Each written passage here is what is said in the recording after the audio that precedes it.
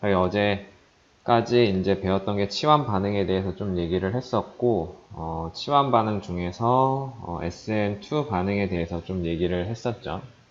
그래서 SN2 반응 같은 경우에는 세컨 오더 반응식을 가지고 있고, 그 다음에 원스텝 반응이라는 거 특징, 그 다음에 어떤 구조적인 화학적인 부분에서 살펴보게 되면 백사이드 어택을 통해서 어, 뒤집히게 된다는 거, 인벌전이 발생한다는 거, 그러한 특징이 있다는 걸 얘기를 했었고요. 그 다음에 어떤 구조적인 그 스테릭 힌더런스 때문에 알킬 그룹이 치환수가 적은 경우에 더 반응이 빠르게 진행된다는 내용까지 이렇게 좀 얘기를 했었던 것 같아요. 그리고 이제 오늘 나갈 부분은 여기는 이제 실제로 약물을 만들 때 합성할 때 SN2 리액션에 대한 어떤 예시인데 이 부분은 넘어가도록 하고요. 오늘 얘기할 내용은 이제 어제 잠깐 언급이 되었었던 SN1 반응에 대해서 얘기를 해볼 거예요. 그래서 SN1 반응 같은 경우에는 여기 아래쪽에 나와 있듯이 메커니즘은 이렇게 쭉 설명이 되어 있죠. 그래서 가장 큰 차이점이라고 보면 SN2 반응은 이제 원 스텝 리액션이라고 했다면 SN1 반응 같은 경우에는 투 스텝 리액션이죠. 그래서 중간에 카보캐라이온, 그러니까 카본 양이온의 인터미디에이시 생성이 되는 게 어떤 구별화되는 가장 큰 특징이죠. 그래서 여기 나와 있듯이 투 스텝이고 그 다음에 카보캐라이온 인터미디에이시 생성되는 게 이제 다른 차별점이죠. 뭐 이 부분은 어제도 설명을 했듯이 이 화살표가 어떻게 잘 그려져 있는지 이런 부분들을 잘 다시 한번 확인을 해주면 될 것 같고요.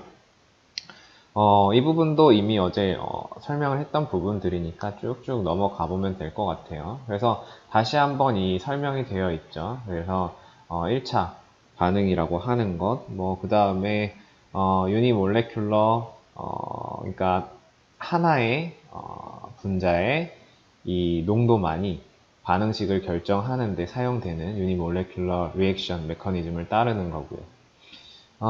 그래서 뭐 이퀘이션 같은 경우 이렇게 나타나지는 거죠. 위에 내용 같은 경우에는 뭐 특별히 새로 추가되는 내용은 없어요. 그래서 이렇게 보고 그 다음에 이 SN1 리액션 같은 경우에 에너지 다이어그램으로 나타냈을 때도 역시 마찬가지로 이제 투 스텝 반응이기 때문에 액티베이션 에너지가 두 개가 이렇게 나타나는 것을 볼 수가 있죠. 그래서 각각 트랜지션 스테이트도 두 개 이렇게 나타나고요. 그 다음에 중간에 이제 인터미디에이트, 우리가 아까 얘기했었던 카본 양이온, 카보캐라이온 인터미디에이트를 볼 수가 있고, 그 다음에 뭐 전체적인 특징으로 봤을 때 스타팅 머티리얼의 에너지 높이와 그 다음에 나중에 생성되는 프로덕트 에너지 높이를 봤을 때 전체적인 반응은 엑소더믹 리액션이라는 것을 확인을 할 수가 있고, 그 다음에 각각 first 스텝의 액티베이션 에너지와 그 다음에 second 스텝의 액티베이션 에너지를 비교를 해봤을 때 first 스텝의 액티베이션 에너지가 더 높기 때문에 이 첫 번째 스텝이 그 determining 스텝이 된다라는 것, 속도 결정 단계가 된다라는 거 확인을 할 수가 있죠. 역시 마찬가지로 그 어제 SN2 리액션에서도 뒤쪽 부분에서 스테레오 케미스트리 부분이 중요했듯이 SN1 리액션 반응에서도 이 스테레오 케미스트리 부분이 추가적으로 이제 나오는 부분이고 조금 중요하게 생각해야 되는 그 부분이에요. 일단 차이점이라고 하면 SN2 같은 경우에는 원 스텝 리액션이었죠. 그래서 뉴클리어 파일이 아니고 어떤 카본이 있고 여기에 할로젠 원소가 붙어 있게 되면 이게 프론트에서 공격을 가느냐 혹은 백 사이드에서 공격을 가느냐에 따라서 이 뒤집히는 그러한 입체적인 화학이 달라진다라고 얘기를 했었는데 SN1 리액션 같은 경우에는 카본 양이온 인터미디에이시 생성이 되고 그 다음에 뉴클리어 파일이 이 부분에 이제 결합을 하게 되는 거죠. 여기 탄소에 결합을 하게 되는 거죠. 그렇기 때문에 이 경우에는 중간에 이 인터미디에이트의 카보캐라이온 구조를 잘 살펴봐 줄 필요가 있어요. 이 구조를 보게 되면 여기 나와 있듯이 일단은 sp2 hybridized 그러한 상태이면서 동시에 어떠한 상태예요? 구조를 봤을 때 트라이고널 플래너한 그러니까 평면 삼각형 구조를 띠고 있는 거죠. 만약에 이 지금 비어있는 p 오비탈에 전자쌍이 들어있다라고 하면 sp3가 될 텐데 지금은 비어있는 오비탈이기 때문에 여기는 빈 공간이고 3개의 결합만 하고 있어서 sp2가 되겠죠. 그렇기 때문에 이 지금 그려져 있는 평면 있죠. 이 평면에만 각각의 어떤 그 그룹들이 달려있게 되고 이 평면의 위쪽이라든지 혹은 아래쪽은 모두 비어있는 상태가 되겠죠. 그 말뜻은 뭐냐면 이런 뉴클레어 파일이 이렇게 존재할 때 이 위쪽으로도 어택이 가능하고 아래쪽으로도 어택이 가능하고 이 양쪽으로 어택이 가능하다는 그러한 얘기가 되겠죠. 구조적으로 살펴봤을 때. 그래서 이 아래쪽에 바로 이제 그림으로 보게 되면 이 A 상태에서 SN1 반응 같은 경우에는 2스텝으로 이루어지기 때문에 first 스텝에서 할로젠 원소가 이 본드가 끊어져 나가고 이제 플래너한 카보캐라이온이 생성이 되죠. 그렇죠? 이때 구조를 보게 되면 플래너한 그런 구조이면서 이때는 A 카이랄, B 카이랄성 성질을 갖게 되는 거죠. 즉 위쪽도 공격이 가능하고 아래쪽도 공격이 가능하고 모든 위아래쪽이 모두 공격이 가능하기 때문에 만약에 여기서는 이제 앞쪽 뒤쪽으로 표현을 했어요. 지금 우리가 보고 있는 이 컴파운드는 우리가 보고 있는 이 평면 하나에 있다라고 생각을 하고 그래서 만약에 앞쪽에서 이 뉴클리어 파일 공격을 하게 되면 이 뉴클리어 파일이 여기 쐐기에서 보는 것처럼 앞쪽에 결합이 되는 거겠죠. 그리고 만약에 이 뒤쪽에서 앞쪽이 아니라 뒤쪽에서 이게 결합이 이렇게 간다라고 하면 이 뉴클리어 파일이 뒤쪽으로 이렇게 결합이 되는 그러한 결과를 확인을 할 수가 있겠죠. 자, 이때 얘네들은 선택성을 가지고 있을까요? 가지고 있지 않을까요? 우리가 앞에서 SN2를 반응을 봤을 때는 프론트, 그 다음에 백사이드 이 두 가지가 있었는데 이 프론트는 생성되지 않았고 백사이드만 형성되는 어떤 선택적인 구조적인 부분에서 선택적인 그러한 특성을 확인을 할 수가 있었는데 지금 이 경우에는 이 프론트와 백사이드가 모두 가능하죠. 왜냐하면 얘는 평면 상태이고 위 공간과 아래 공간, 앞 공간과 뒷 공간이 모두 비어 있는 상태이기 때문에 그래서 이렇게 두 가지 지금 B와 C 같은 경우에는 둘의 관계는 어떤 관계예요? 이 둘의 관계는 이넨시오머 관계이죠. 그렇죠? 서로 거울상 이성질체 관계란 말이에요. 그래서 이 이넨시오머가 50대 50으로 랜덤으로 형성이 되기 때문에 50대 50의 비율로 형성이 되고 따라서 이 B와 C 생성되는 건 라세믹 믹스처가 이제 만들어지게 되는 거죠. 그쵸? 그래서 이러한 과정들을 이제 라세마이제이션이라고 얘기를 하게 되고요. 그래서 이러한 뉴클레어 파일이 치환이 되었을 때, 이 카보캐라이온 결합이 되었을 때 두 개가 모두 50대 50의 비율로 형성이 되기 때문에 이 경우에는 라세믹 믹스처를 만드는 게 SN1 반응으로 만들어진 결과물의 특징인 거죠. 물론 여기 그 스타팅 머티리얼이 지금 여기에는 4개의 달려있는 그룹이 전부 다 다르죠. 그쵸? 다르기 때문에 지금 여기는 스테레오제닉 센터죠. 스테레오제닉 센터라서 이넨시오머가 만들어지는 건데 만약에 여기에 어떤 그룹이 4개가 전부 다 다르지 않고 동일한 그룹이 있다면 뭐 이넨시오머는 만들어지지 않고 라세믹 믹스처는 만들어지지 않겠죠. 근데 만약에 처음에 스타팅 머티리얼이 스테레오제닉 센터를 가지는 그러한 물질이다. 그리고 그 스테레오제닉 센터에 할로젠 원소가 붙어 있는 경우에는 결과물이 라세믹 믹스처가 된다라는 거. 그거를 강조를 하는 거죠. 그래서 이 라세믹 믹스처가 이렇게 형성이 되었을 때 예시들을 두 가지를 보여주고 있는데 여기는 지금 위쪽에 있는 예시랑 아래쪽에 있는 예시 모두 지금 여기가 지금 가운데 있는 카본이 스테레오제닉 센터죠.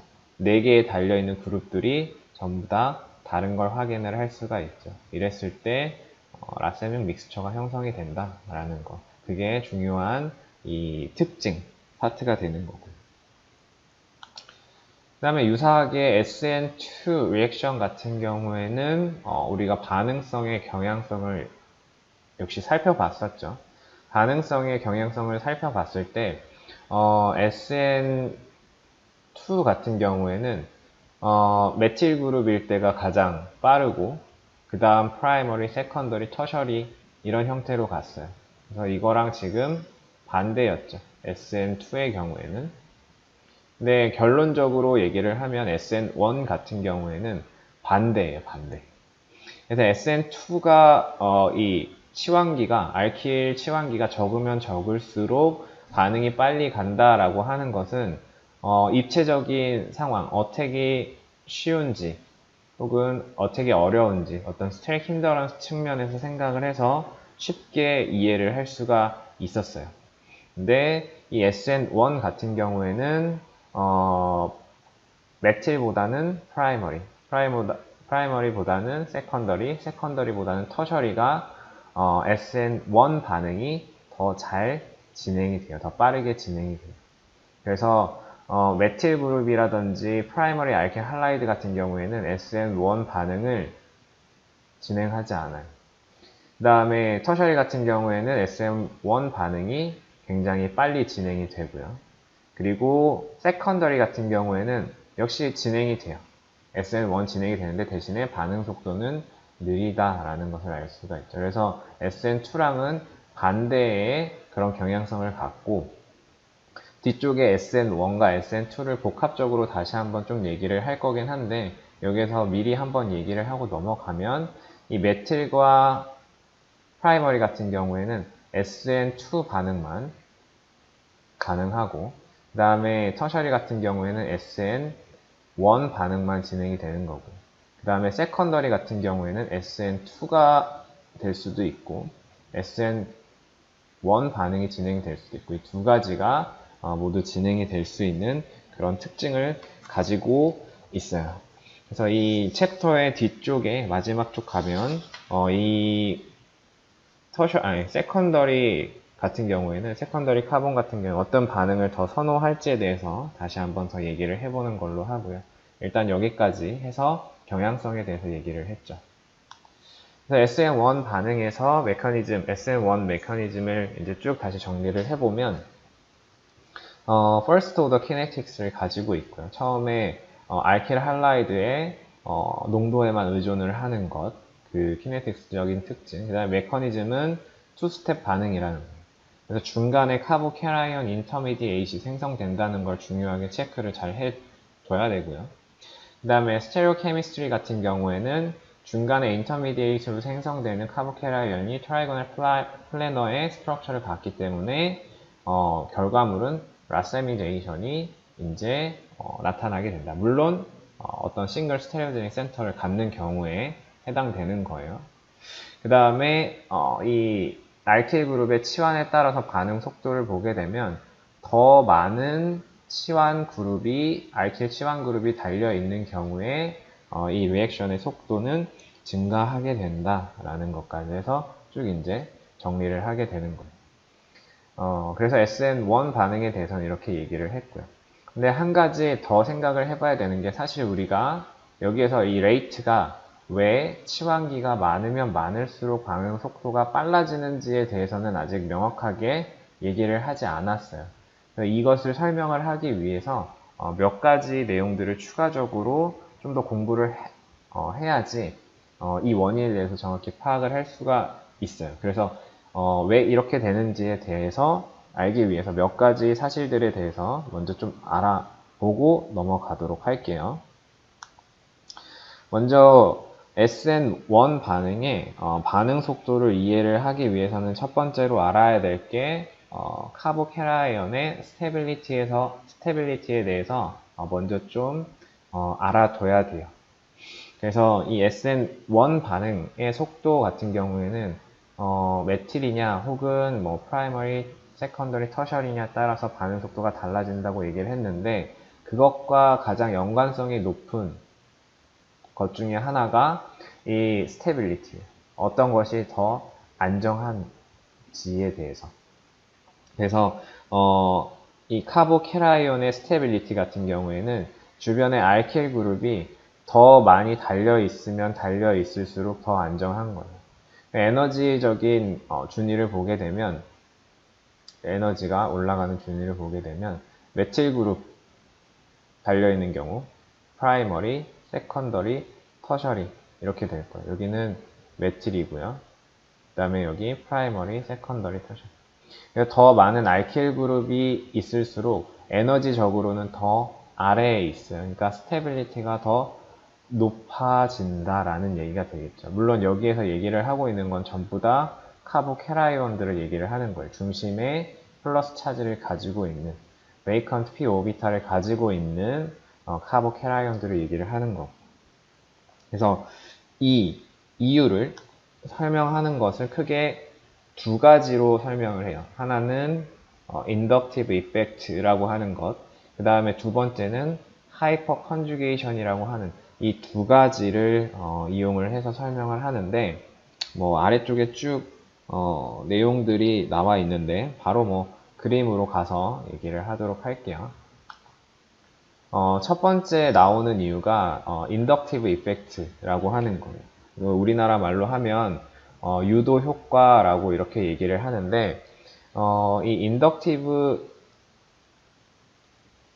effect라고 하는 거는 쉽게 설명을 하면, 지금 중심에 있는 이 카본 같은 경우에는 플러스 차지를 띠고 있죠. 그렇죠? 만약에 주변에 있는 어떤 달려있는 원소가 혹은 알킬 그룹이 이 전자를 줄 수 있다면, 전자 밀도를 줄 수 있다면, 여기에 있는 이 플러스 전자 밀도가 낮은 부분을 좀 완화시킬 수가 있겠죠. 근데 마침 이 알킬 그룹이 달려있는 경우, 이 알킬 그룹이 있는 경우에는 여기 그림에서 쭉 표시를 해준 것처럼 전자 밀도를 주는 그러한 역할을 해요. 그래서 이 알킬 그룹 같은 경우에는 일렉트론 도너 그룹의 역할을 하거든요. 그래서 안정성, 여기 플러스 차지가 있는데 주변의 전자 밀도를 밀어주는 그룹들이 많이 달려있으면 많이 달려있을수록 당연히 더 안정성이 점점 증가하게 되겠죠. 그래서 이 메틸 그룹보다는 터셔리 그룹이 훨씬 더 이 안정성이 올라가게 되는 거고, 그래서 이 전자 밀도가 부족한 곳으로 전자 밀도가 이동한다, 유도된다라고 해서 인덕티브 이펙트라고 이렇게 얘기를 해줄 수가 있어요. 그래서 이 안정성이 쭉 감소가 되는 거고요.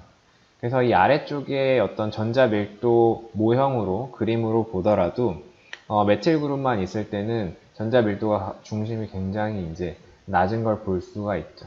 그리고 점점 알킬 그룹이 늘어나면 늘어날수록 편차가, 이 중심과 그 다음에 이 주변 부분의 편차가 점점 줄어드는 걸 볼 수가 있죠. 그래서 어떤 화학적인 부분에서 스테빌리티라고 하는 것은 결국에는 전자 밀도가 고르게 퍼져 있을수록 전자 에너지는 아래쪽으로 더 안정한 상태로 내려간다라고 얘기를 했었죠. 그래서 이러한 그림을 통해서 이제 확인을 할 수가 있고요. 그래서 이게 인덕티브 이펙트로 알킬 그룹이 많으면 많을수록 안정해지는 것을 설명해주는 첫 번째 그 방법이 있고요. 그 다음에 두 번째는 하이퍼 컨주게이션이라고 하는 이러한 원리로서 설명을 해주기도 해요. 그래서 이 하이퍼 컨주게이션이라고 하는 것은 이 아래쪽에 그림에서 보게 되면, 만약에 주변에 메틸 그룹인 경우에 메틸 카보캐라이온인 경우에는 주변에 딱 수소만 3개가 달려있고 그 다음에 비어있는 p 오비탈이 이렇게 존재하죠. 그쵸? 그래서 이 경우에는 하이퍼 컨주게이션이라고 하는 현상이 나타나지 않게 돼요. 그리고 오른쪽에 나와 있는 것처럼 만약에 여기에 이 캐라이온, 플러스 차지를 띠고 있는 캐라이온이 있고 여기는 지금 세컨더리 카보 캐라이온인데 CH3가 있고 그 다음에 여기도 CH3가 있죠. 그리고 이쪽에는 어떤 수소가 달려 있다라고 봤을 때 일단 이 부분은 좀 생략을 하고요. 얘도 똑같은 효과가 나타나는데 일단은 한쪽에 있는 이 메틸 그룹을 펼쳐서 생각을 해볼게요. 그러면은 이 탄소와 수소 사이에 시그마 본드가 결합을 하고 이 시그마 본드가 있다라고 하는 것은 이 중간에 전자 쌍이 존재를 한다라는 걸 의미를 하죠. 그래서 이 오비털이 겹쳐 있는데 여기에 있는 이 전자 쌍이 비어 있는 이 p 오비탈에 어떤 영향을 주는 거예요. 여기는 전자가 존재를 하기 때문에 비어있는 이 p 오비탈에 이 전자 밀도가 어느 정도 오버랩 되는 거예요. 그래서 완전히 여기에 있는 이 전자 쌍이 다 이동을 하는 건 아니지만 영향을 줌으로써 뭐 약하게 표시를 해보면 이런 식으로 전자 밀도를 약간 제공을 할 수 있는 그런 현상인 거죠. 오버랩이 되면서. 그래서 이걸 하이퍼 컨주게이션이라고 얘기를 해요. 완전히 오버랩 되는 건 아니지만 일시적으로 전자의 이 시그마 본드에 있는 전자가 비어있는 p 오비탈에 전자를 일부 채워주는 듯한 역할을 하면서 안정성을 높여주는. 그래서 CH3 그룹이 주변에 이 CH3 그룹이 많으면 많을수록 이 하이퍼 컨주게이션이 더 증가되겠죠. 그쵸? 그래서 메틸 치환 그룹, 치환기가 알킬 그룹이 많으면 많을수록 더 이 비어있는 p 오비탈에 주변에서 채워주는 역할을 해주는 그룹들이 많아서 안정하게 느껴지는구나, 안정해지는구나. 그래서 그걸 하이퍼 컨주게이션이라고 얘기를 해요. 그래서 인덕티브 이펙트랑 그 다음에 하이퍼 컨주게이션이랑 이 두 가지로 설명을 해줄 수가 있는데 뭐 어떤 걸로 설명을 해줘도 뭐 크게 상관은 없는데 보통은 이 하이퍼 컨주게이션으로 설명을 하는 것보다는 인덕티브 이펙트로 좀 더 많이 설명을 해줘요. 왜냐하면 좀 더 직관적이고 쉽기 때문에. 그렇죠?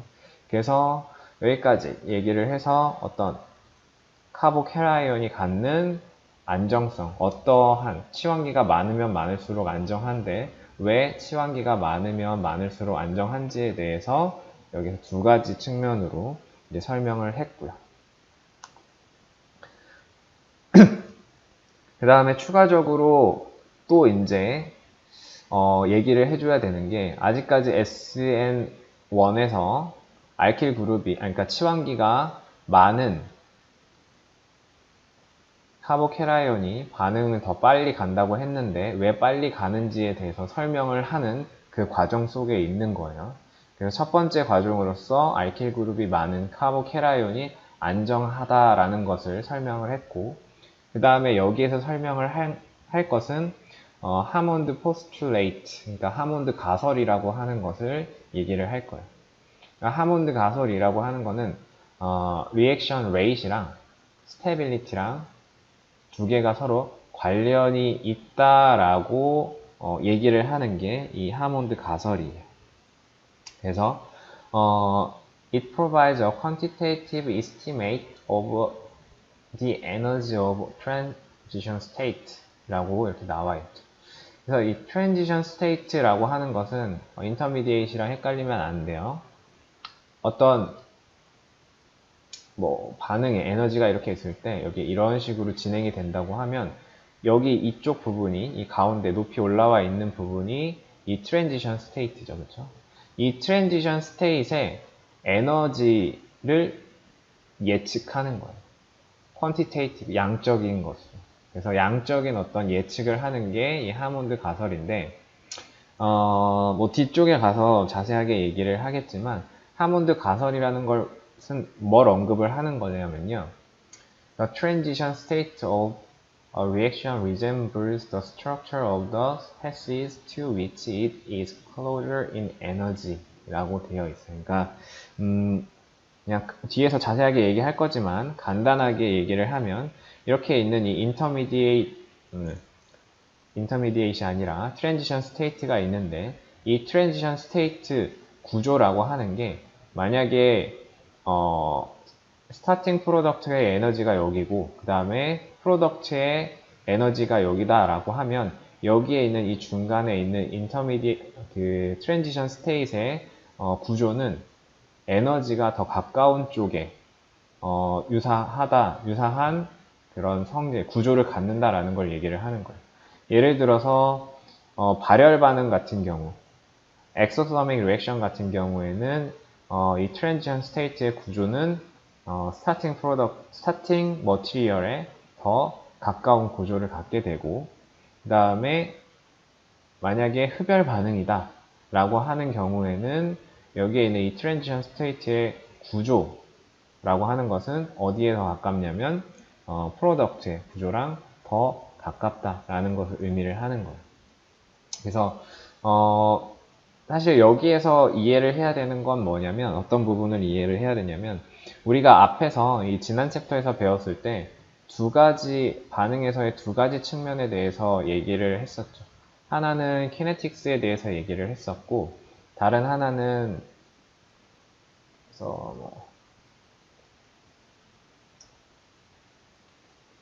연력학적인 측면에서 얘기를 했었죠. 이 두 가지 얘기를 할 때 이 키네틱스랑 서머다이나믹스 같은 경우에는 서로 어떤 관계라고 얘기를 했어요? 얘네들은 서로 인디펜던트한 그런 관계라고 얘기를 했었잖아요.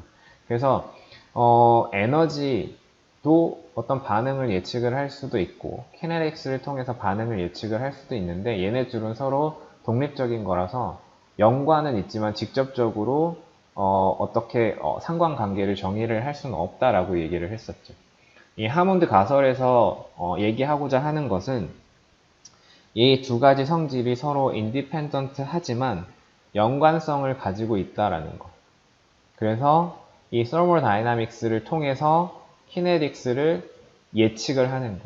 그러니까 말 그대로 정확하게 어떤 수식을 통해서 얘네 둘의 관계가 뭐 어떤 비례 관계다 혹은 뭐 제곱의 관계다 이런 관계를 나타내는 게 아니라 그냥 대략적인 연관성을 나타내는 것을 이 하몬드 가설이라고 얘기를 해요.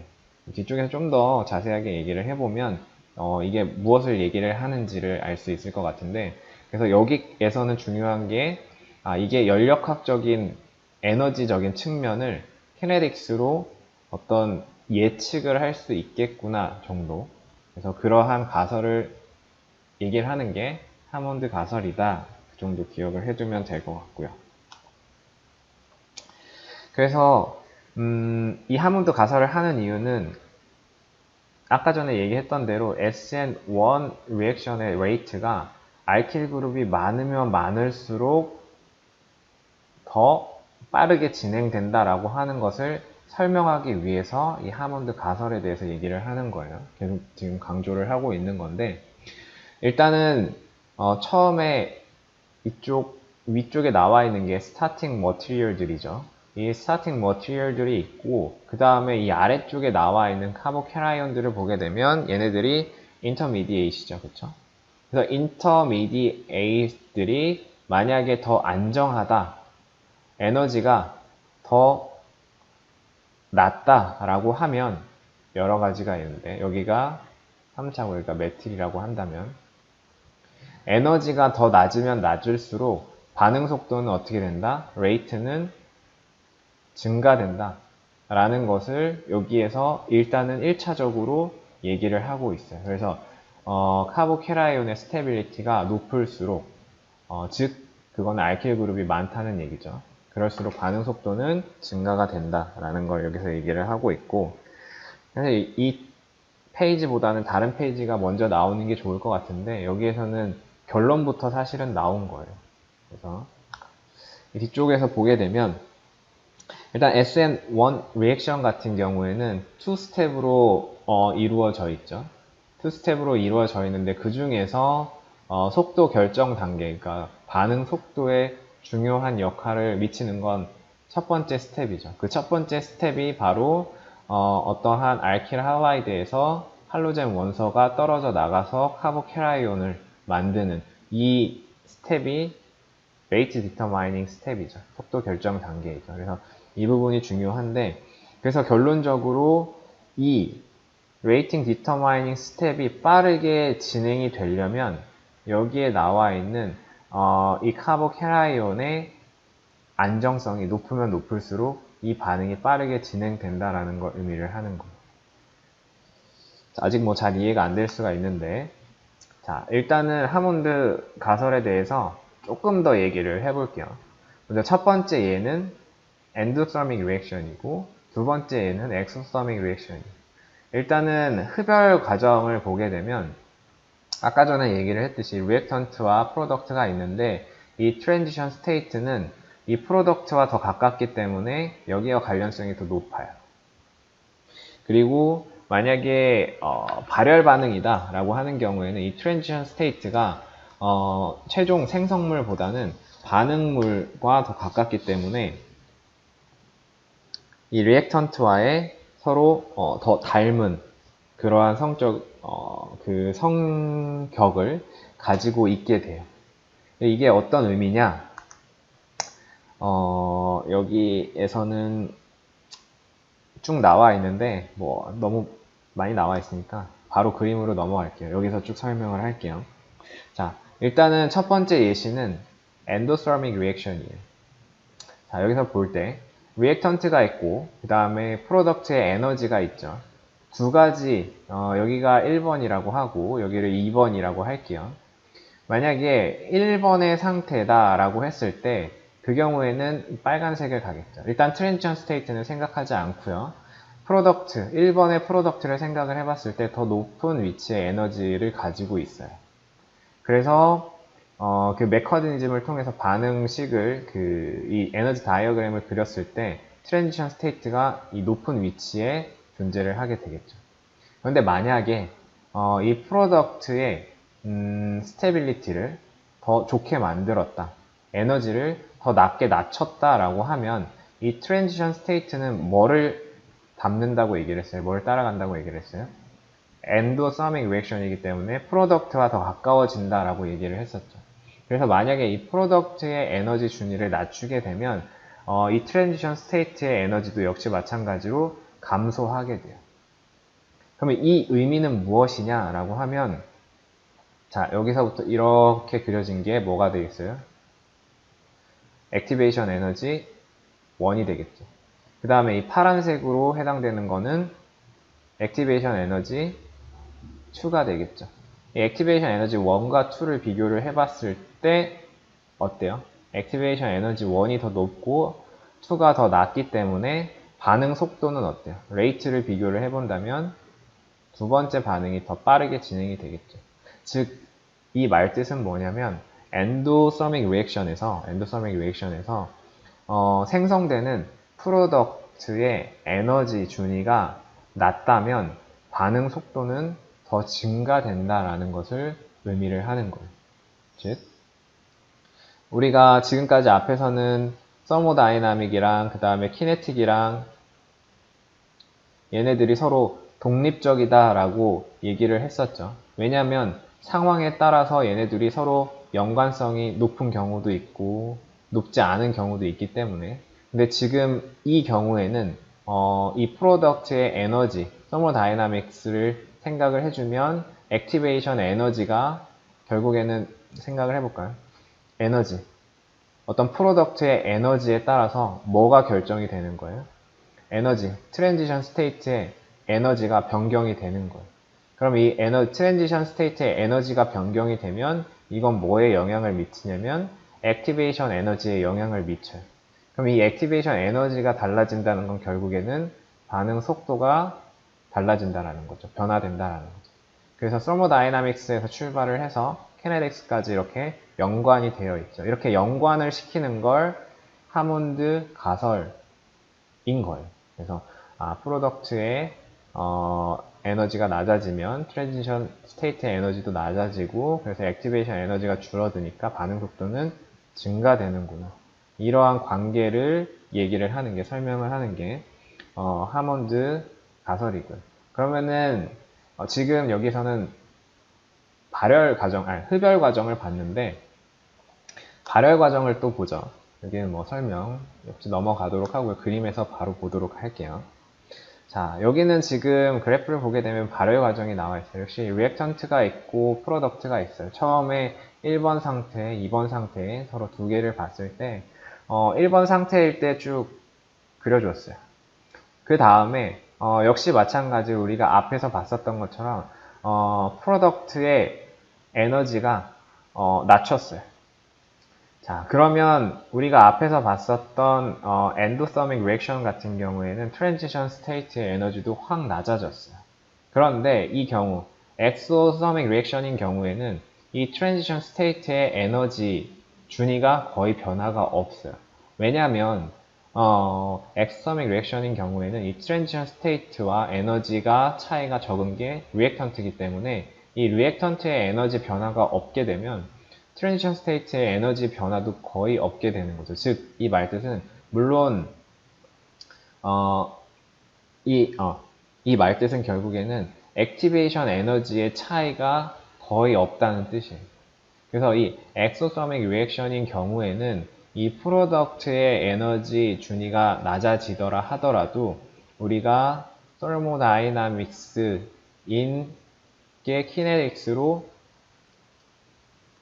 연결이 되지 않는다는 뜻입니다. 그러니까 이거는 상황에 따라서 엑소서믹이냐 엔도서믹이냐에 따라서 키네틱스로 연결이 될 수도 있고 되지 않을 수도 있고 이러한 측면들을 얘기를 하는 거죠. 여기에서는 우리가 사실 관심을 가지고 있는 게 프로덕트이기 때문에, 왜냐하면 지금 프로덕트가 카보캐라이온이 생성이 되는 거죠. SN1 반응을 얘기를 하는 거기 때문에 우리는 프로덕트의 에너지 변화를 중점적으로 보고 있는데, 만약에 리액턴트를 변경을 시킬 수 있다라고 하면 반대가 되겠죠. 엔도서믹 리액션에서는 그래프로 가서 보게 되면 엔도서믹 리액션 같은 경우에는 프로덕트를 그대로 유지를 시켜놓고 리액턴트의 에너지가 변화가 되면 이 경우에는 반응 속도의 변화가 없겠죠. 그리고 이 엑소서믹 리액션 같은 경우에는 프로덕트의 에너지를 그대로 유지를 시키고 리액턴트의 에너지를 변화를 시키게 되면 이 액티베이션 에너지가 바뀌면서 레이트가 변경이 될 거예요. 그래서 이게 엑소서믹 리액션이냐 혹은 엔도서믹 리액션이냐, 그 다음에 프로덕트의 에너지가 변화될 것이냐 리액턴트의 에너지가 변화될 것이냐, 이것에 따라서 이 키네틱스가 어떻게 바뀌게 될지 예측을 할 수가 있겠죠. 그쵸? 예측을 하는 게 하몬드 가설이 되는 거고, 대략적으로 하몬드 가설이 의미하는 바를 이해를 했을 거라고 생각을 해요. 자, 그래서 이 하몬드 가설에 대해서 지금 우리가 얘기를 했으니까 이걸 실제로 SN1 리액션에 한번 적용을 해볼게요. 자, 적용을 했을 때 지금 여기는 세컨더리죠. 그 다음에 여기는 지금 터셔리예요. 자, 우리가 이미 얘기를 했듯이 세컨더리 같은 경우에는 반응이 느리다라고 얘기를 했고 터셔리 같은 경우에는 반응이 빠르다라고 얘기를 했어요. 지금은 결론부터 먼저 얘기를 하는 거예요. 그랬을 때 생성되는 게 세컨더리는 카보캐라이온이 좀 덜 안정하고 그 다음에 터셔리 같은 경우에는 더 안정하기 때문에 얘는 느리고 얘는 빠르구나 라는 것을 알 수가 있는데, 자, 에너지 다이어그램을 가서 다시 얘기를 해보도록 할게요. 자, 처음에 스타팅 포인트는 뭐 동일해요. 거의 큰 차이가 없어요. 큰 차이가 없는데 여기에 그 알킬 그룹이 2개가 달려있든 3개가 달려있든 처음에는 약간의 차이가 있을 뿐이지 큰 차이는 없어요. 그런데 중간에 생성된 인터미디에이트를 보게 되면 인터미디에이트이 알킬 그룹이 2개가 달려있을 때, 그쵸? 그 다음에 여기는 알킬 그룹이 3개가 달려있을 때 이 에너지 차이가 나는 이유는 아까 전에 설명을 했어요. 앞에서 인덕티브 이펙트로 설명을 할 수 있다라고 얘기를 했었죠. 2개가 달려있을 때랑 그때는 전자 밀도를 주는 그룹이 2개가 달려있는 거고, 만약에 3개다 라고 하면 전자 밀도를 줄 수 있는 그룹이 3개니까 안정성이 더 증가가 되겠죠. 그래서 터셔리 카보캐라이온이 더 스테이블한 거예요. 자, 그랬을 때 지금 이 반응은 카보캐라이온이 형성되는 반응은 흡열 반응이죠. 에너지 준위가 올라가는 그런 반응이에요. 왜냐하면 얘보다 이 카보캐라이온들이 안정성이 더 떨어지기 때문에. 자, 그래서 이 1차적인 intermediate, 여기서는 first reaction만, 그러니까 first step만 생각을 하면 얘네들이 프로덕트가 되는 거죠. 이 프로덕트들의 에너지 준위를 살펴봤을 때 터셔리가 더 낮기 때문에 이 에너지 다이어그램을 그려보게 되면 터셔리 카보캐라이온이 형성될 때 액티베이션 에너지가 더 낮은 거죠. 그러면 이 A랑 1이랑 이 A2랑 비교를 해봤을 때 이 A1이 더 크기 때문에 레이트를 비교를 해보면 첫 번째 반응과 두 번째 반응 중에서 반응 속도가 빠른 건 두 번째 반응이 되겠죠. 그래서 결국에는 뭐예요? 이 하몬드, 우리가 되게 멀리 돌아오긴 했지만 SN1 반응에서 알킬 그룹이 많으면 많을수록 반응 속도가 증가되는 이유는 여기 우리가 배웠었던 카보캐라이온의 스테빌리티, 이게 증가가 되면 결국엔 액티베이션 에너지는 어떻게 되는 거예요? 감소가 되는 거죠. 그래서 레이트는 증가가 된다. 반응 속도는 증가가 된다. 이것을 얘기를 해주고 있는 거죠. 그래서 만약에 SN1 반응에서 알킬 그룹이 알킬 그룹이 많을 때 왜 반응 속도가 빠른지 설명을 하시오 라고 하면 카보캐라이온의 안정성이랑 그 다음에 하몬드 가설에 대한 것들을 설명을 하고 그리고 난 다음에 에너지 다이어그램을 그려서 반응 속도가 빨라진다는 걸 쭉 다 설명을 해줘야 되는 거겠죠. 그래야지만 딱 완결이 되는 거겠죠. 만약에 왜 알킬 그룹이 많을수록 더 반응 속도가 빨라지는가 라고 물어봤는데 알킬 그룹이 뭐 많이 달려있을수록 인터미디에이트이 더 안정하다라고 하면 중간에 쓰다가 만게 되는 거예요. 그러니까 완벽하게 다 설명을 해주려면 하몬드 가설과 그 다음에 카보캐라이온의 안정성까지 같이 다 설명을 해줘야 되는 거예요. 네, 여기까지 이해되죠? 그래서 여기까지 설명을 한 게 이제 끝이에요. SN1 반응까지 다 얘기를 한 거예요. SN2도 얘기를 했었고 그 다음에 SN1 반응에 대해서도 이 두 반응들의 어떤 특징이라든지 아니면 레이트라든지 이런 것들의 특징을 얘기를 한 거고요. 자, 여기서부터는 이제 뭘 얘기를 할 거냐면 우리가 SN2도 얘기를 했었고 SN1도 했었는데 SN2랑 SN1이랑 어떤 스타팅 머티리얼들을 보게 되면 스타팅 머티리얼들을 봤을 때 이 반응이 SN2 반응으로 진행될 건지 혹은 SN1 반응으로 진행될 건지 이걸 예측을 여러분들이 할 수 있어야 돼요. 이 물질만 보고 상태만, 이 컨디션만 보고 이게 SN2로 진행이 되겠구나, 원스텝 반응으로 진행되겠구나, 혹은 이 지금 스타팅 머티리얼들을 보니까 얘는 투스텝으로 진행이 되겠구나, 이런 것들을 예측을 할 수 있어야 되는데 일단은 SN2로 진행이 될 것이냐, SN1으로 진행이 될 것이냐를 결정할 수 있는 그 팩터들은 4가지가 있어요.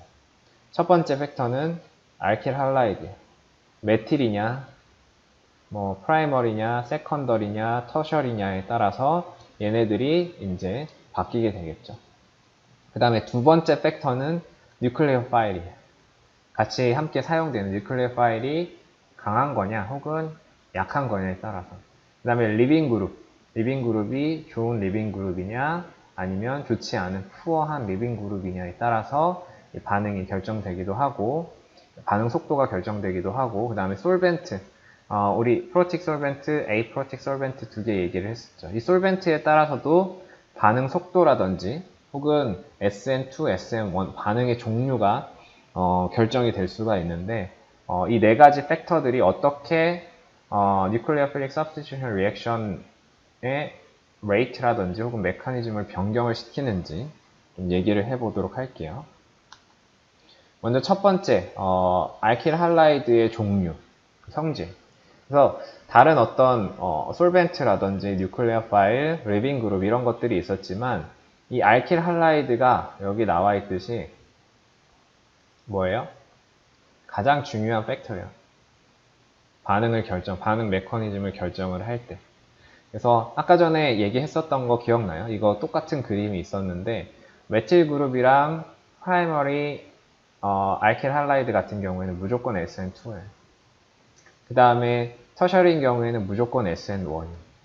이건 예외적인 게 거의 없어요. 그냥 이대로 딱. 그러면은 문제에서 얘기를 해. 만약에 문제가 나왔는데 다음 반응이 SN1 혹은 SN2 중에 어떤 반응으로 진행이 될 것인지 예측하시오 라는 문제가 나왔는데 메틸 그룹이나 프라이머리가 나왔다 혹은 터셔리가 나왔다 라고 하면 별로 크게 고민할 거 없이 그냥 SN2구나 SN1이구나 바로 결정이 되는 별로 어렵진 않죠.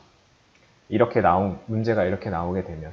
자, 근데 문제는 뭐냐면 여기에 나와 있는 이 세컨더리 알킬 할라이드가 조금 문제예요. 왜냐면 얘는 SN1 반응도 가능하고 SN2 반응도 가능하기 때문이에요. 물론 얘가 SN2 반응이 간다. 그러면 여기 메틸이나 프라이머리보다 반응은 느려요. 하지만 가능은 해요. 얘가 SN1 반응이 간다라고 하면 터셔리보다는 느려요. 하지만 역시 마찬가지로 SN1 반응도 가능이 해요. 그렇기 때문에 알킬 할라이드가 주어졌는데 세컨더리다 라고 하면 다른 조건들도 여러 개를 같이 따져줘야 되겠죠. 자, 그 다음에 두 번째 조건은 뉴클레어 파일이에요. 뉴클레어 파일 같은 경우에는 우리가 스트롱한 거냐 그 다음에 윅한 거냐 이 두 가지 측면으로 나눌 수가 있는데 스트롱하다, 윅하다라는 것은 보통은 차지를 띠고 있느냐 혹은 뉴트럴이냐 그 정도로 이렇게 좀 구분을 많이 하거든요. 그래서 마이너스 차지를 띠고 있는 경우에는 스트롱 뉴클레어 파일이라고 보통 얘기를 하고 그 다음에 마이너스 차지를 띠고 있지 않은 뉴트럴한 경우에는 보통 윅한 뉴클레어 파일이라고 얘기를 해요. 자, 그랬을 때 여기 예시를 보면 여기에 만약에 스트롱한 OH- 뉴클레어 파일과 그 다음에 H2 윅한 뉴클레어 파일이 있다라고 했을 때 OH-가 여기에 있는 이 A 컴파운드랑 반응을 하게 되면 취한 반응이 일어난다라고 하면 얘는 어떠한 메커니즘으로 진행이 되냐면 SN2로 진행이 돼요. 그 다음에 H2O가 있는 경우에는 SN1으로 진행이 돼요. 자, 어떻게 이거를 좀 설명을 할 수가 있냐면 일단 이 정의부터 다시 한번 살펴볼게요. 일단 뉴클레어 파일이라고 하는 것은 친핵체라고 얘기를 하죠. 친핵체라고 하는 거는 전자 밀도가 높은 그러한 물질들을 우리가 친핵체라고 얘기를 하죠. 그쵸? 일단 전자 밀도가 높으면서 스트롱하다라고 하는 거는 리액티비티가 어때요? 큰 거예요? 작은 거예요? 큰 거를 의미를 하겠죠. 그 다음에 윅한 것은 리액티비티가 뭐예요? 낮은 걸 의미를 하는 거죠. 우리가 앞에서도 쭉 계속 얘기를 했는데 산성도가 크다라고 하는 얘기는 지금의 상태가 불안정하기 때문에 빨리 프로톤을 내고 싶은 거, 스트롱 애시드죠. 만약에 윅 애시드라고 하는 거는 지금의 상태가 좋으니까 프로톤을 주고 싶지 않은 그냥 지금 상태를 유지하고 싶은 게 윅 애시드였어요. 베이스도 역시 마찬가지로 스트롱한 베이스라고 하는 것은 빨리 주변에 있는 프로톤을 가지고 와서 프로톤이랑 결합해서 안정하게 만들고 싶은 게 스트롱 베이스였어요. 윅 베이스 같은 경우에는 지금 상태가 안정하기 때문에 굳이 프로톤을 가지고 와서 받아서 결합을 하고 싶지 않은 상태예요. 즉 스트롱하다는 얘기는 변화하고 싶다라는 얘기예요. 윅하다는 얘기는 변하지 않고 지금 상태를 유지하고 싶다라는 얘기예요. 다른 말로 설명을 해보면 빨리 변하고 싶다라고 하는 얘기는 에너지 준위가 높다라는 얘기겠죠. 그쵸? 그러니까 리액티비티도 큰 거고, 위크하다는 얘기는 지금의 상태가 안정하기 때문에 변화하고 싶지 않은 그러한 상태를 얘기를 하는 거죠. 그쵸? 자, 지금 스트롱 뉴클레어 파일 같은 경우에는 빨리 변하고 싶은 거예요. 나는 전자 밀도가 너무 높아서 빨리 이 전자 밀도를 누군가와 어떤 그 부분에 전달을 하고 싶은 거예요. 그러면 파셜리 파지티브한 부분만 있다라고 하더라도, 탄소가 있고 파셜리 파지티브한 부분만 있다고 하더라도 이 스트롱 뉴클레어 파일은 그냥 가서 공격을 하는 거예요. 그쵸? 빨리 반응을 하고 싶으니까. 그래서 얘는 SN2 반응이 진행이 되는 거예요. 근데 만약에 위크한 뉴클레어 파일이다 라고 하면 그냥 파셜리 파지티브한 차지가 있다 하더라도 나는 별로 그렇게 이 파셜리 파지티브한 차지랑은 결합하고 싶지 않아 라고 이렇게 생각을 하는 거죠. 대신에 어떤 경우 파셜리 파지티브가 아니라 아예 파지티브 플러스인 차지를 가지고 있는 경우에는 이 정도면 내가 결합을 할 용의가 있지 하고서 결합을 하는 거예요. 즉, 이 말뜻은 무엇이냐면 SN2 반응에서는 완전한 플러스 차지를 갖는 카보캐라이온이 형성되지 않죠. 파셜리 파지티브한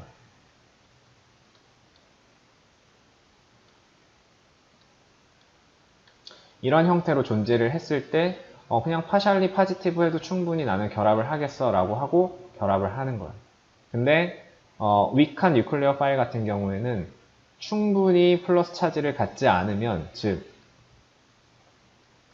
이러한 인터미디에이트를 갖지 않으면 나는 결합을 하지 않겠어 라는 의미예요. 그래서 얘는 SN1 반응이 진행되는 거고, 위크한 거는. 그 다음에 스트롱한 거는 SN2 반응이 진행이 되는 거죠.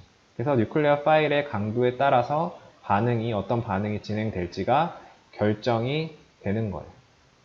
근데 한 가지 중요한 측면은 뭐냐면, 이 스트롱 뉴클레어 파일 같은 경우에는 그러니까 거의 SN2만 진행이 돼요. 근데 위크한 뉴클레어 파일 같은 경우에는 주로 SN1 반응이 진행이 되기는 한데 SN2도 함께 진행이 돼요. 그러한 측면을 기억을 해둬야 되고요. 그래서 그림에서 보게 되면 스트롱한 뉴클레어 파일 같은 경우에는 아까 전에 얘기했죠. 얘는 마이너스 차지가 가지고 있기 때문에 스트롱하기 때문에 여기 파셜리 파지티브 하더라도 난 공격할 용의가 있어 하고서 공격을 하는 거예요. 그리고 나서 SN2 반응이 진행돼서 치환 반응이 일어나는 거죠. SN2의 특징인 인버전이 일어나는 것도 다시 한번 확인을 할 수가 있고요. 그 다음에 만약에 위크한 H2O라고 하는 이러한 뉴클레어 파일이 있다라고 하면 이 상태에서는 여기에 파셜리 파지티브한 차지를 공격을 할 용의가 없어요. 어차피 나는 지금 안정하기 때문에 웬만큼 플러스 차지가 강하지 않고서는 공격을 하지 않을 거야 라고 생각을 하기 때문에. 그래서 먼저 첫 번째로 이 할로젠 원소가 떨어져 나가서 카보캐라인이 형성이 되면 플러스 차지가 굉장히 강하기 때문에 그때서야 여기를 이제 공격을 하게 되는 거죠. SN1의 특징인 라세마이제이션이 나타나는 것도 확인을 할 수가 있죠. 근데 한 가지 중요한 거는 뭐라 그랬어요? 이 경우에도 SN1만 나타나는 건 아니라 SN2도 부분적으로 같이 나타난다라는 걸 주의를 해줘야 돼요. 만약에 문제에서 이러한 조건을 주고 이 반응의 결과물을 예측하여라 라고 했을 때는 그냥 아무 얘기 없이 반응의 결과물을 예측을 해라 라고 하면 얘도 그려줘야 되고요. 얘도 그려줘야 돼요. 그리고 SN2 반응도 일어날 수 있다라는 것도 감안을 해야 돼요. 근데 만약에 이 반응을 이렇게 주고 주된 반응 메커니즘에 대해서 얘기를 해라 라고 하면 그냥 SN1만 얘기를 해줘도 되는 거예요. 다시 정리를 하면 이러한 조건을 주고 주된 메커니즘을 얘기를 해라 라고 하면 SN1을 얘기를 해주면 되는 거예요. 근데 만약에 여기에서 이 반응이 가능한 메커니즘을 얘기를 해라 라고 하면 SN1도 얘기를 해줘야 되고요. SN2도 얘기를 해줘야 돼요. 왜냐면 얘도 아예 발생을 안 하는 건 아니거든요. 둘이 경쟁하는 거예요. 경쟁 반응. 그래서 그러한 부분을 좀 주의를 해두고요. 그 다음에 세 번째 나오는 건 리빙 그룹인데, 리빙 그룹 같은 경우에는 크게 어려울 건 없어요. 얘 같은 경우에는 SN1, SN2를 서로 나누는 기준은 아니고, 좋은 리빙 그룹일수록 SN1, SN2 모두 반응 속도가 증가돼요. 그쵸? 그래서 얘네들이 이제 리빙 그룹으로서 떨어져 나왔을 때를 비교를 해보면, 이러한 형태가 되겠죠. 우리가 앞에서 쭉 리빙 그룹 할 때 얘기를 했듯이, 아이오딘 마이너스 이온이 가장 좋은 리빙 그룹이기 때문에 리빙 그룹이 좋을수록 반응 속도는 증가된다. SN1, SN2 모두. 여기는 뭐 특별히 리빙 그룹으로 구분을 할 건 없고요. 그 다음에 솔벤트 이펙트. 이 부분도 잘 봐줘야 되는데 우리가 폴라 프로틱 솔벤트 얘기했었고 폴라 에이프로틱 솔벤트를 얘기를 했었는데 기억하죠? 주요 이 구분을 나눈 거는 하이드로젠 본드가 있느냐 없느냐를 구분을 한다라고 얘기를 했었죠. 그래서 이거에 따라서 플러스 차지를 띠고 있는 아이온은 별 영향이 없고요. 마이너스 차지를 띠고 있는 아이온이 영향을 받는다라고 얘기를 했었죠. 그래서 프로틱 솔벤트 같은 경우에는 마이너스 차지를 띠고 있는 여기를 프로틱이라고 하고 여기를 A 프로틱이라고 한다고 하면 여기에 어떤 뉴클리어 파일이 이렇게 존재하면 프로틱 솔벤트에서는 주변에 파샬리 플러스 차지를 띠고 있는 하이드로젠 원소들이 얘네들을 쉴딩 하는 거죠. 어떻게 보면 가로막고 있는 그러한 역할을 하는 거예요. 그럼 여기에 있는 이 전자가 여기 주변에 있는 파샬리 파지티브한 수소들에 막혀있기 때문에 얘가 어딘가로 공격을 나가는 것이 약해지는 거죠. 반면에 에이프로틱한 경우에는 주변에 쉴딩하고 있는 그러한 파샬리 파지티브한 수소들이 없기 때문에 네이키드 상태라고 얘기를 했었죠. 그럼 얘가 어딘가로 이렇게 공격을 가려고 하는 게 강하겠죠. 그러면 여기도 똑같이 weak 나오고 strong 나왔기 때문에 여러분들이 예측을 할 수가 있겠죠. 뉴클리어 파일이 강하다. 결국엔 스트롱하다는 얘기니까 얘는 SN2 반응을 가겠죠. 원스텝 반응으로 진행되는. 그 다음에 이 경우에는 주변에 프로틱 솔벤트들이 둘러싸고 있기 때문에 이 뉴클리어 필릭이 약화되기 때문에 얘는 결국엔 SN1 반응이 진행되겠구나라는 것을 알 수가 있겠죠. 그렇죠? 그래서 솔벤트에 따라서도 이 반응이 어떠한 반응으로 좀 더 선호가 되는구나를 예측을 할 수가 있죠. 그래서 여기는 쭉 이제 정리가 되는 거예요. 어떠한 반응이 주어졌을 때 그 반응이 SN1으로 갈지 혹은 SN2로 갈지 그리고 어떤 컨디션을 가졌을 때 더 반응이 빠르게 진행이 될지에 대해서 쭉 정리가 되어 있어요. 일단 기본적으로 메틸 그룹과 프라이머리는 SN2로 간다라고 얘기를 했었고 추가적으로 이 반응을 더 잘 진행을 시키려고 하면 뉴클리어 파일을 스트롱한 걸로 사용을 하고 솔벤트는 에이프로틱 솔벤트를 사용을 해야 된다라는 것을 정리를 할 수가 있고요.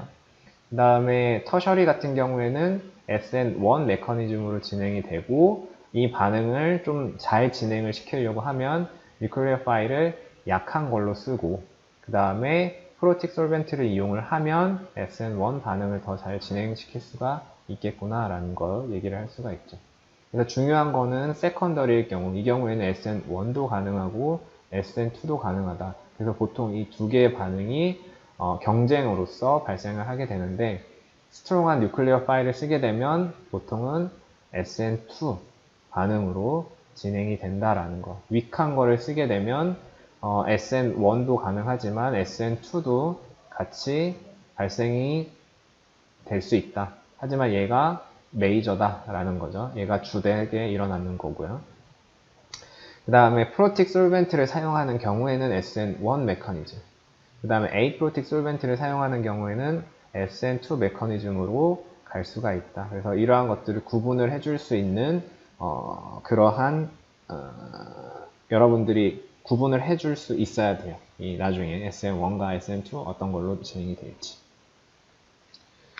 그리고 이 뒤쪽은 이제 실제로 이 SN1, SN2 반응이 바이올로지컬 시스템에서 응용되는 얘들인데 이쪽은 넘어가도록 하고요.